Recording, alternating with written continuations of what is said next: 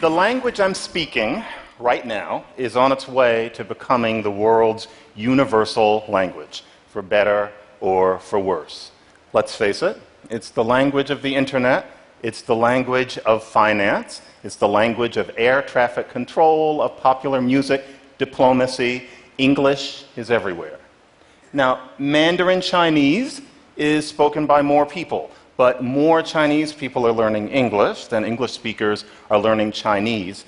Last I heard, there are 24 universities in China right now teaching all in English. English is taking over.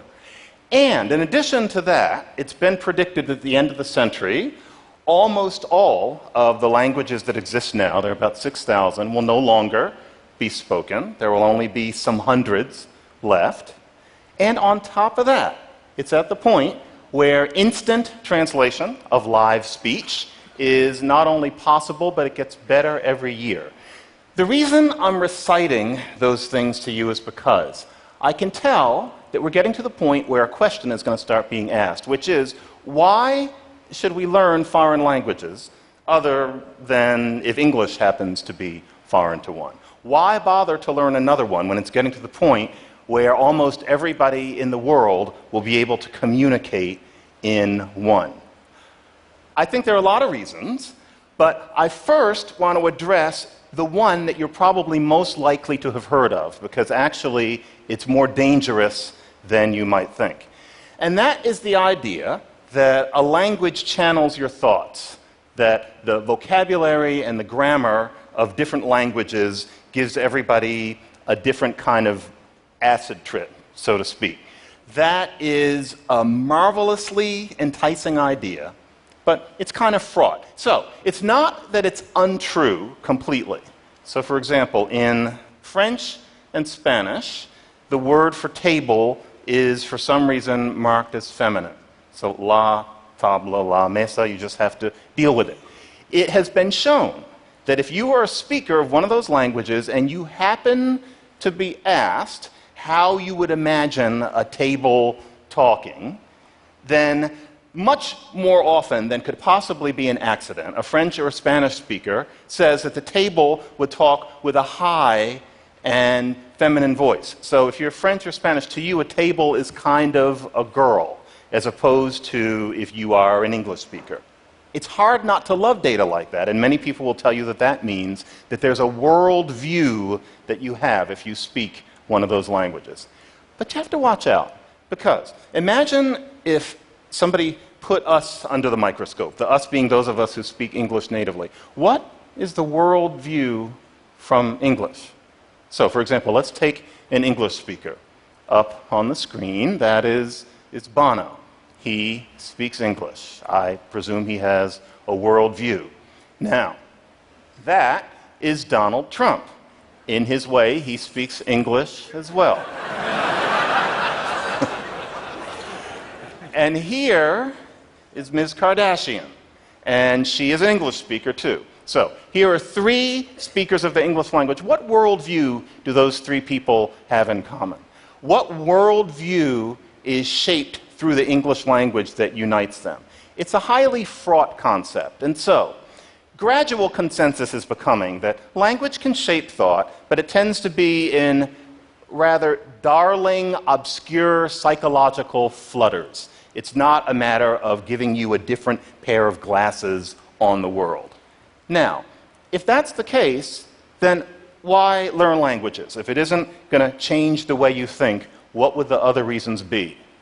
There are some. One of them is that if you want to imbibe a culture, if you want to drink it in, if you want to become part of it, then whether or not the language channels the culture, and that seems doubtful. If you want to imbibe the culture, you have to control, to some degree, the language that the culture happens to be conducted in. There's no other way. There's an interesting illustration of this. I have to go slightly obscure, but really, you should seek it out. There's a movie by the Canadian film director Denis Arcand, read out in English on the page Dennis Arcand, if you want to look him up. He did a film called Jesus of Montreal, and many of the characters are vibrant, funny, passionate, interesting French-Canadian, French-speaking women. There's one scene closest to the end where they have to take a friend to an Anglophone hospital. In the hospital, they have to speak English. Now, they speak English, but it's not their native language. They'd rather not speak English, and they speak it more slowly. They have accents. They're not idiomatic. Suddenly, these characters that you've fallen in love with become husks of themselves. They're shadows of themselves. To go into a culture and to only ever process people through that kind of scrim curtain is to never truly get the culture. And so to the extent that hundreds of languages will be left, one reason to learn them is because they are tickets to being able to participate in the culture of the people who speak them, just by virtue of the fact that it is their code. So that's one reason. Second reason, it's been shown that if you speak two languages, dementia is less likely to set in, and that you are probably a better multitasker. And these are factors that set in early, and so that ought to give you some sense of when to give junior or juniorette lessons in another language. Bilingualism is healthy. And then, third, languages are just an awful lot of fun. Much more fun than we're often told. So, for example, Arabic, kataba, he wrote, yaktubu, he writes, she writes, uktub, write in the imperative. What do those things have in common? All of those things have in common the consonants sitting in the middle like pillars. They stay still and the vowels dance around the consonants. Who wouldn't want to roll that around in their mouths? You can get that from Hebrew, you can get that from Ethiopia's main language, Amharic. That's fun. Or, languages have different word orders.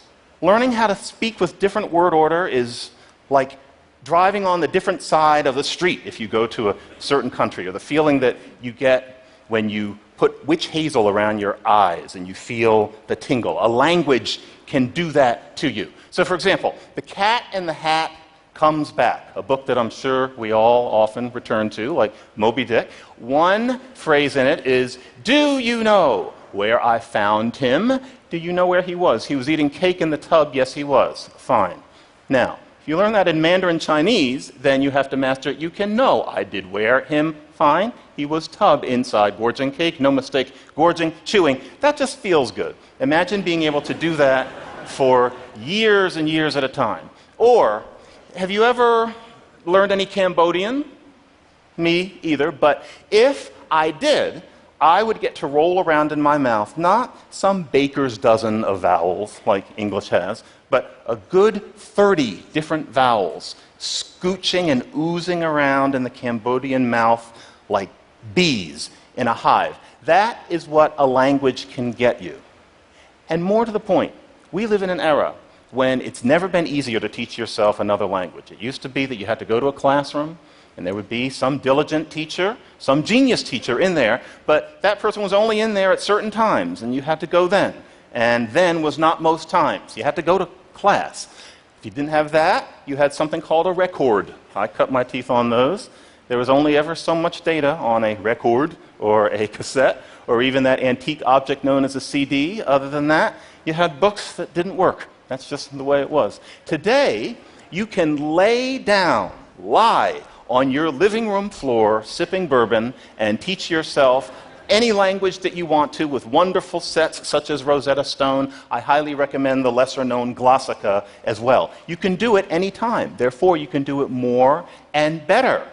You can give yourself your morning pleasures in various languages. I take some Dilbert in various languages every single morning. It can increase your skills. Couldn't have done it 20 years ago when the idea of having any language you wanted in your pocket coming from your phone would have sounded like science fiction to very sophisticated people. So, I highly recommend that you teach yourself languages other than the one that I'm speaking, because there's never been a better time to do it. It's an awful lot of fun. It won't change your mind, but it will most certainly blow your mind. Thank you very much.